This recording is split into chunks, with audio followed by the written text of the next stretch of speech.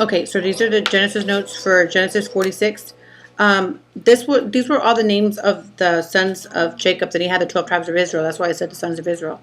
And we have the 12 tribes and all their sons. And if he's made a distinction, he said, if you read another part of the story, Benjamin was the only son born to Jacob through his wife that he loved. And Joseph was the one that he loved. So his wife and his last son Benjamin that she died giving birth to, like I said before. And all these tribes are all significant. You're going to see all these names to the Holy Scripture as you read through them. They really open up. But if you understand where it came from, anytime I meet somebody or someone, or I believe or I listen to somebody, I always want to go back to their family history, to the root, to the background, because I want to know where this originated from. If it's become from them or their family or family down the line, or if it's something that they picked up along the way in their own generation, in their own life. Because things do change. We do bring people in our lives and other families, and we do get different spirits, and we do change. But it's probably not probably. That's why in the Old Testament it was said that you wouldn't marry anybody outside of your race, right here, outside of their land.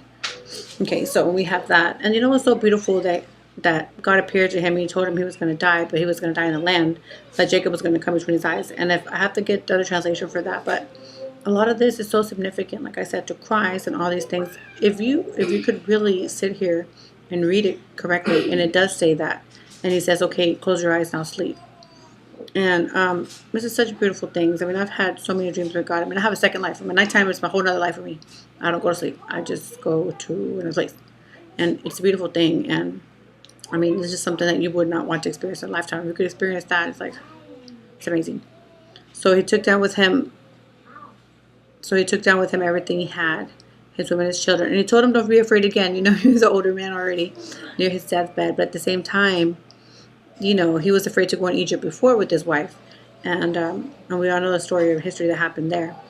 So that's what had happened. But he took all his wife, and I love it how he said, "Just tell them that you're shepherds, like all our ancestors have been." Because that's so significant, because God is always the one that's going to take care of us. And just like Joseph went in and they took everything, all the belongings that they had, just like when Christ is going to bring us back to our kingdom with everything that he's gave us, that he's blessed us with. And we are going to be lacking in nothing. And man, there's so much stuff here. I didn't want to get worked up and cry like I did last time. Like I did earlier today. It was just a beautiful story once you get familiar with it. And you really feel it as you go along and you understand the story more and more. So get these names down. You're going to hear these again. Manasseh, Issachar, and the number of the descendants, where it went from, 14 to 7 to 16 and to 66 to 70. All these numbers are significant. Once you get more familiar with the text and the words and the numbers, they're all familiar. Or even that these past 3 chapters, 44, 45, and 46, they all end verse 34, 34, 34. They're all significant numbers. You're going to use them. 66 is the total number of the Holy Scripture that we have for me being Protestant. That's the number of that I read in my Holy Scripture, and then we have that, and these things are so significant. And it's not just like, oh, it's by chance, or it means that, or it could be something else, or it's just a number. No, it's not. And there's a lot of more words here that are detailed, and they say other things, and it's just you opening your heart to see them. You have to open your eyes. You have to look outside of yourself and look at God's mercies and love and his way of displaying things, not the way you want, but the way he is. Faithful and just, and he reveals everything if you open your heart to that. And okay, and I'll just leave it at that. So like I said, remember the numbers are also significant. Each and every single one of them. There's not one that is not added to his kingdom that he does not, or 7 being the one.